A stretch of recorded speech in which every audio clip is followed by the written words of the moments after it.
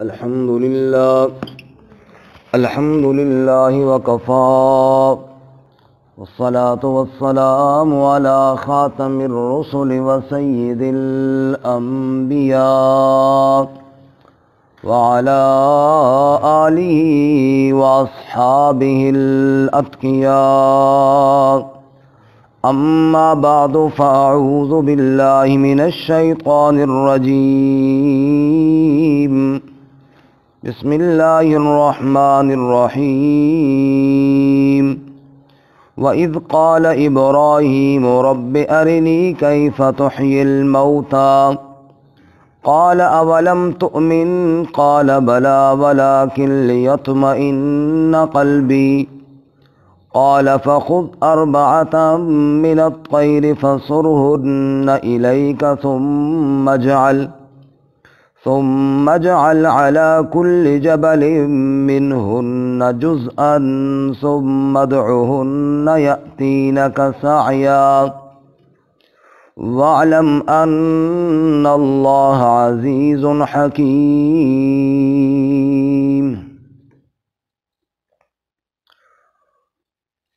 وَإِذْ قَالَ إِبْرَاهِيمُ، اور جب کہا حضرت ابراہیم علیہ السلام نے، رب اے میرے رب، ارنی کیف تحیی الموتى، دکھا مجھے کیسے زندہ کرے گا تو مردوں کو.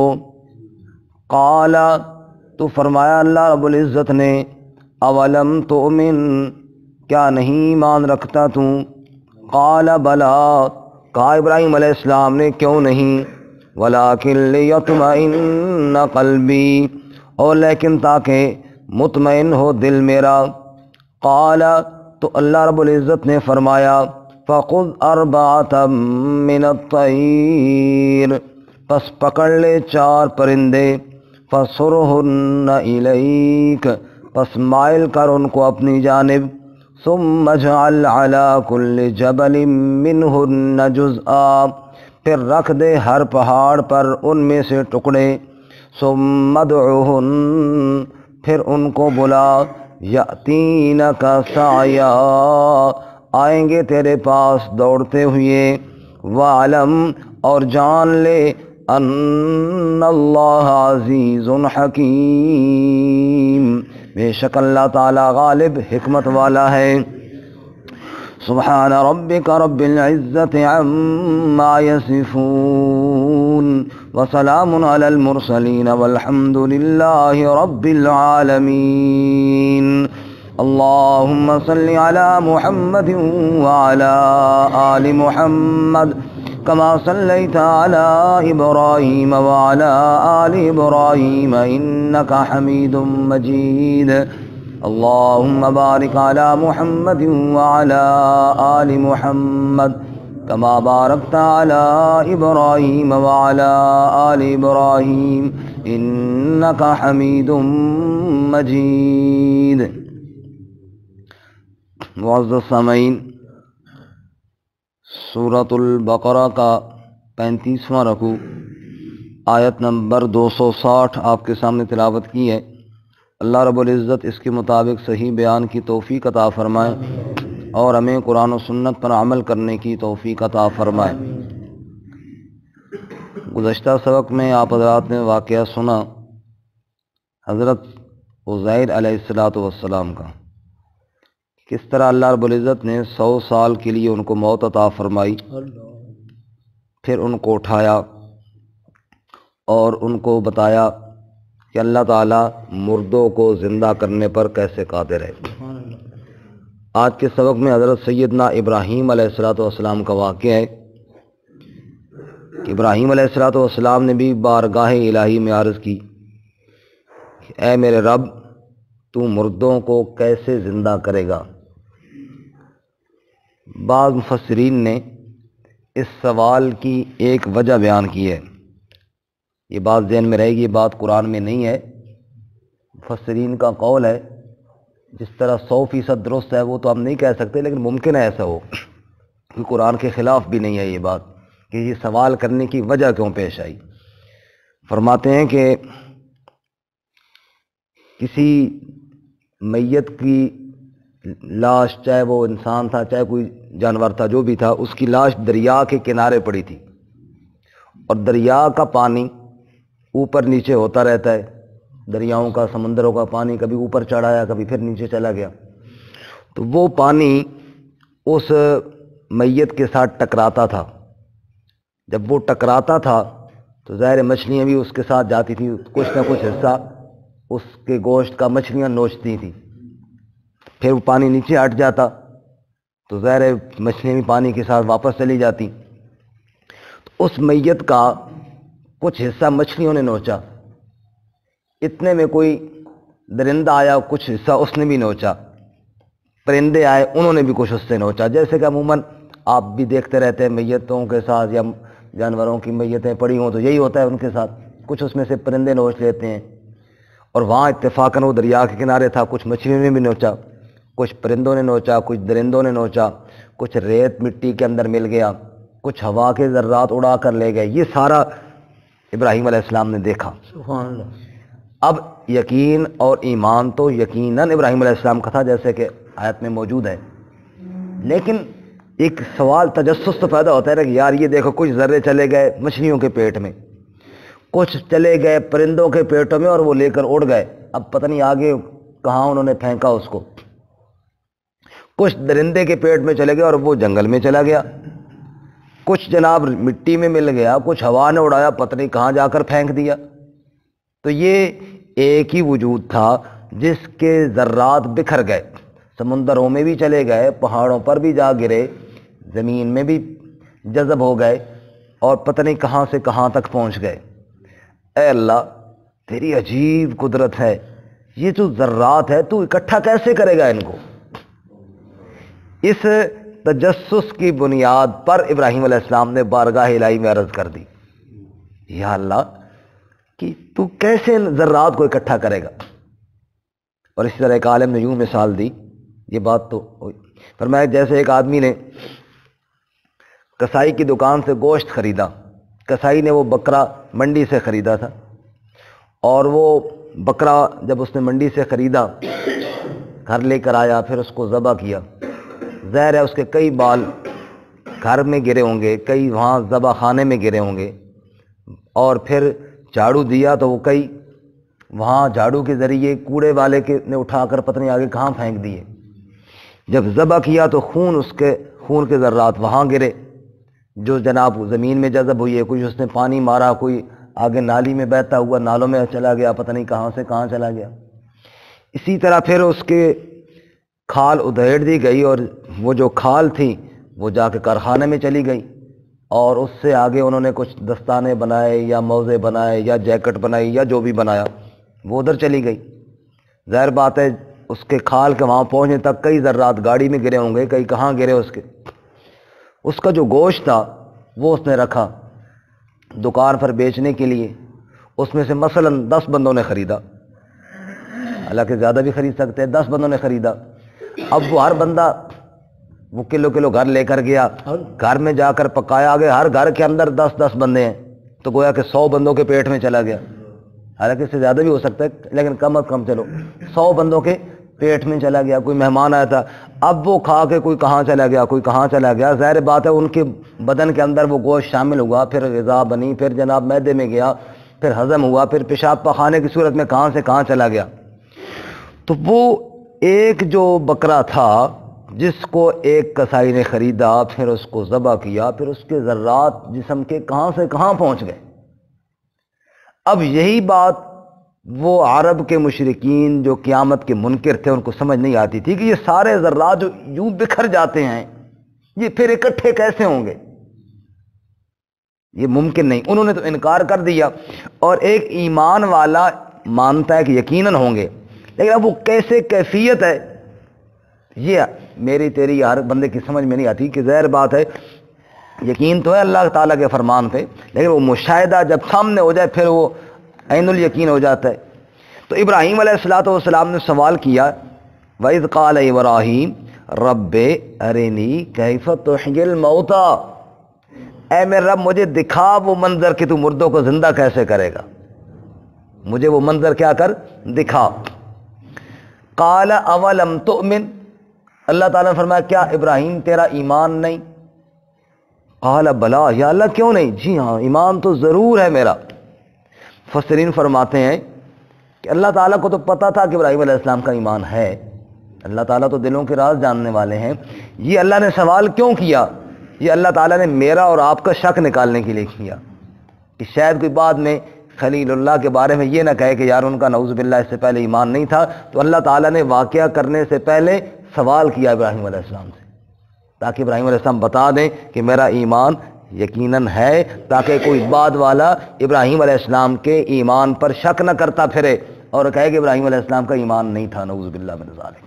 اس لیے فرمایا قال بلا، یا اللہ ایمان کیوں نہیں؟ ایمان میں تو مسئلہ نہیں، صرف میں کہتا ہوں کہ میں دیکھوں تو صحیح اپنی آنکھوں سے کہ یہ ہوگا کیسے، تاکہ علم مشاہدہ حاصل ہو جائے، ایک چیز سامنے آ جائے۔ اچھا، ولیکن لیطمئن قلبی، تاکہ میرا قلب، میرا دل اطمینان حاصل کرے، میں اپنی آنکھوں سے دیکھوں کہ یوں میرا اللہ تعالیٰ مردوں کو اکٹھا کرنے پر قادر ہے، میں دیکھ لوں، اور تاکہ دل کا اطمینان حاصل ہو جائے۔ اب اللہ تعالیٰ نے طریقہ بتایا، قال فخذ اربعۃ من الطیر، پھر اللہ نے فرمایا ایسے کرو، چار پرندے پکڑو۔ کتنے پرندے جی؟ چار، اربع، چار۔ فصرہن الیک، ان کو مائل کرو اپنی طرف، جیسے پرندے رکھنے والے جانتے ہیں کہ وہ بلاتے ہیں تو وہ بھاگتے ہوئے آتے ہیں، یہ ہوتے ہیں مائل۔ ان کو ایسے مائل کرو کہ جب آپ بلاؤ تو وہ آپ کی جانب بھاگتے ہوئے آ جائیں۔ پھر بتاؤ، ابراہیم علیہ السلام نے چار پرندے پکڑے، پھر ان کو مائل کیا۔ ثم اجعل علی کل جبل، پھر رکھ دے ہر پہاڑ پر، منہن جزءا، ان پرندوں کے ٹکڑے، یعنی پھر ان کو ذبح کیجئے، ان کے ٹکڑے کیجئے اور ان کو بکھیر دیجئے پہاڑوں پر، کوئی کہاں اور کوئی کہاں۔ پرندے کے پر ادھر پڑے ہیں، دڑ ادھر پڑا ہے، سر وہاں پڑا ہے، گوشت کا کوئی حصہ، بوٹی ادھر پڑی ہے، کچھ ادھر پڑی ہے، یوں ان کے ٹکڑے کر کے پہاڑوں پر بکھیر دیجئے۔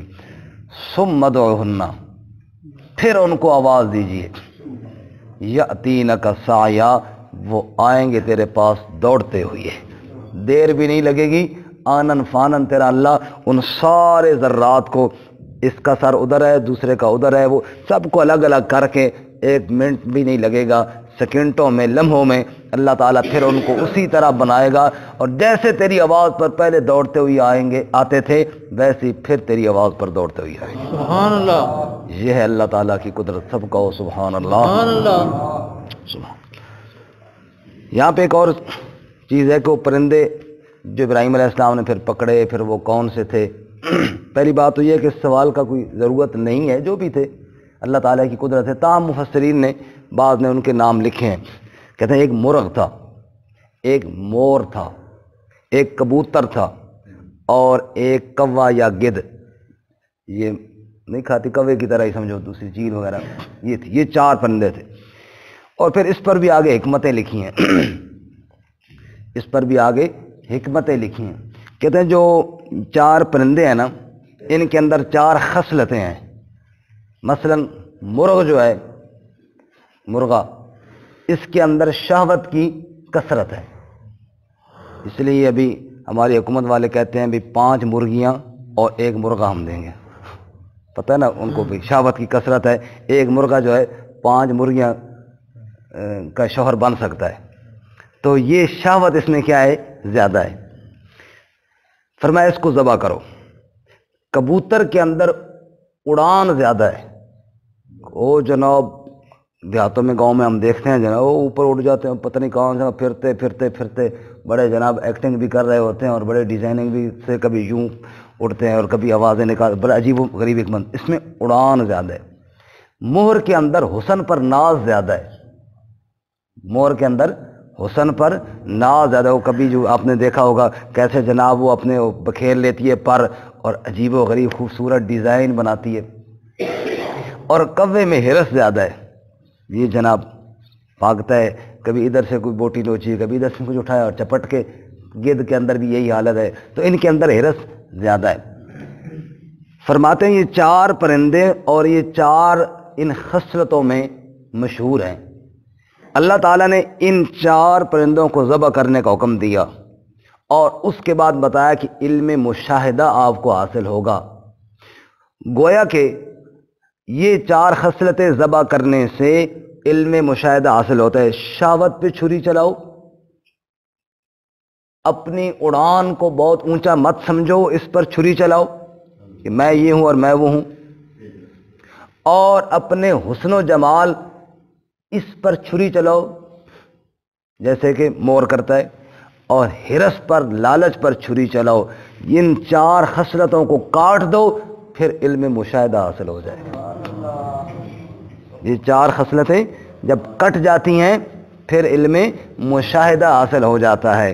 ان 4 پرندوں کے کاٹنے سے گویا کہ اشارہ ہے ان 4 خصلتوں کے کاٹنے کا۔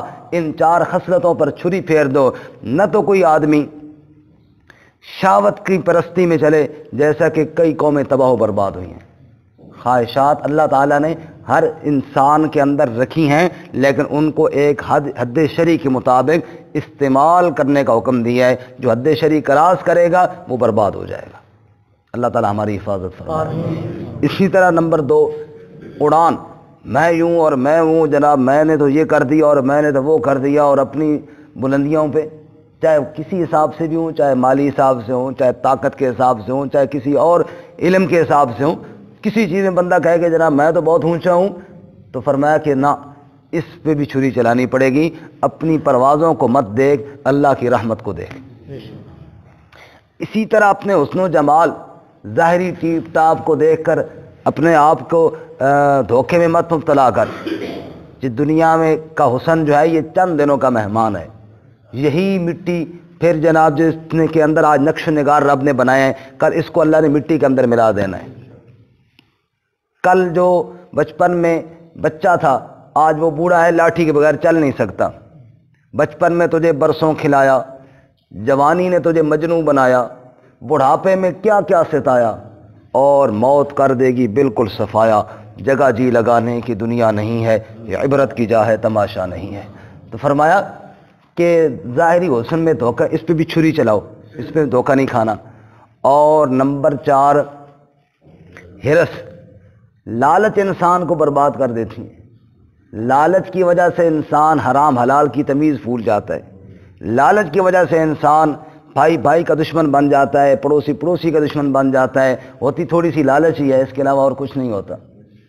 تو فرمایا کہ یہ 4 خصلتیں ان کو ختم کیا جائے، پھر اللہ تعالیٰ وہ راستے کھولتا ہے جو انسان سوچ بھی نہیں سکتا۔ مشاہدات کے راستے اللہ کھولتا ہے، پھر اللہ یوں رہنمائیاں کرتا ہے۔ اللہ ہمیں ان 4 خصلتوں سے بچنے کی توفیق عطا فرمائے۔ اور ساتھ اللہ کی قدرت بھی واضح ہو گئی ہے کہ اللہ تعالیٰ کیسے قدیر ذات ہے، اور اللہ تعالیٰ کیسی قدرتوں والی ذات ہے۔ سبحان اللہ۔ فرمایا پھر ان کو بلاؤ، یأتینک سعیا، وہ آئیں گے اسی طرح آپ کے پاس دوڑتے ہوئے جیسے پہلے آیا کرتے تھے۔ تو فرمایا کہ دیکھ لینا میں اللہ یوں مردوں کو زندہ کروں گا۔ اب وہ شخص جو مرنے کے بعد دوبارہ جی اٹھنے کے منکر ہیں، ان کے بارے میں سورہ یاسین میں ہے، اللہ تعالیٰ فرماتے ہیں انسان کو دیکھو، وَضَرَبَ لَنَا مَثَلًا وَنَسِيَ خَلْقَهُ قَالَ مَن يُحْيِي الْعِظَامَ وَهِيَ رَمِيمٌ۔ انسان کو کیا ہو گیا؟ اللہ کہتا ہے یہ میرے لیے مثالیں بیان کرتا ہے، وَنَسِيَ خَلْقَهُ، اور اپنی تخلیق کو بھول گیا، یہ نہیں سوچتا کہ میں نے اسے کیسے پیدا کیا تھا۔ قال، یہ انسان کہتا ہے مَن يُحْيِي الْعِظَامَ وَهِيَ رَمِيمٌ، کون ان ہڈیوں کو دوبارہ زندہ کرے گا، کون ان میں دوبارہ جان ڈالے گا جبکہ یہ چورا چورا ہو جائیں گی۔ قل یحییھا الذی انشأھا اول مرہ، میرے محبوب صلی اللہ علیہ وسلم آپ کہہ دیں وہی زندہ کرے گا جس نے پہلی بار ان کو پیدا کیا۔ اور آگے وہاں پہ وَهُوَ بِكُلِّ خَلْقٍ عَلِيمٌ، وَهُوَ بِكُلِّ خَلْقٍ عَلِيمٌ، اور وہ ہر تخلیق کو جانتا ہے۔ کیا مطلب؟ یہ جو ذرات مٹی میں مل گئے ہیں، جو ذرات ہوا اڑا کر کہیں لے گئی ہے، جو مچھلیوں نے کھا لی ہیں، جو درندوں کے پیٹوں میں چلے گئے، آپ نے کیا سمجھ لیا کہ وہ ذرہ نعوذ باللہ معاذ اللہ معاذ اللہ ثم معاذ اللہ، تم نے کیا سمجھا کہ وہ اللہ تعالیٰ بھول گیا کہ وہ ذرہ کدھر گیا؟ نہ، وَهُوَ بِكُلِّ خَلْقٍ عَلِيمٌ، وہ جانتا ہے ہر ذرے کو۔ کوئی ذرہ کہاں گیا ہے اور کہاں چھپا ہے، وہ ہر ایک ذرے سے باخبر ہے، وہ کسی ایک ذرے سے بے خبر نہیں۔ الذی جعل لکم من الشجر الاخضر نارا فاذا انتم منہ توقدون۔ سبحان اللہ۔ فرمایا سبز درخت سے آگ جو اللہ پیدا کر سکتا ہے وہ تجھے نہیں دوبارہ اٹھا سکتا۔ سبحان اللہ۔ اور اس لیے آخر میں فرماتا فسبحان الذی بیدہ ملکوت کل شیء والیہ ترجعون۔ پاک ہے وہ ذات جس کے اختیار میں ہر چیز کی بادشاہت ہے، اور تم نے اسی کی طرف لوٹ کر جانا ہے، اور اس کے لیے دوبارہ پیدا کرنا کوئی مشکل نہیں ہے۔ اور 15ویں پارے میں فرمایا، بس آخری بات کرتے ہیں، لوگوں نے کہا جی ہم مٹی ہو جائیں گے پھر کیسے اٹھیں گے؟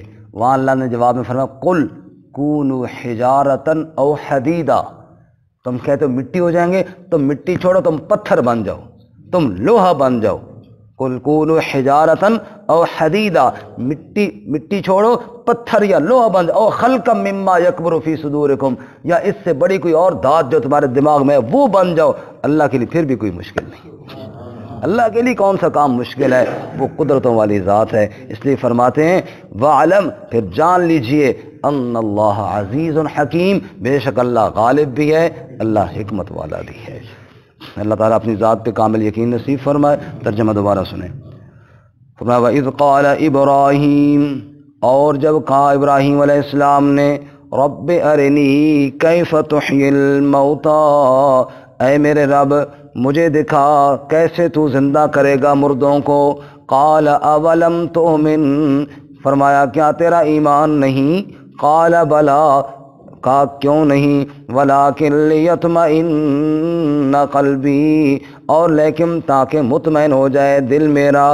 قال، تو فرمایا اللہ تعالیٰ نے فَخُذْ أَرْبَعَةً مِّنَ الطَّيْرِ، پس پکڑ لے 4 پرندے، فَصُرْهُنَّ إِلَيْكَ، پس مائل کر دے ان کو اپنی جانب، ثُمَّ اجْعَلْ عَلَى كُلِّ جَبَلٍ مِّنْهُنَّ جُزْءًا، پھر رکھ دے ہر پہاڑ پر ان میں سے ٹکڑے، ثم ادعوہن، پھر ان کو بلا، یأتینک سعیا، آئیں گے تیرے پاس دوڑتے ہوئے، وعلم، اور جان لے، ان اللہ عزیز حکیم، بے شک اللہ تعالی غالب حکمت والا ہے۔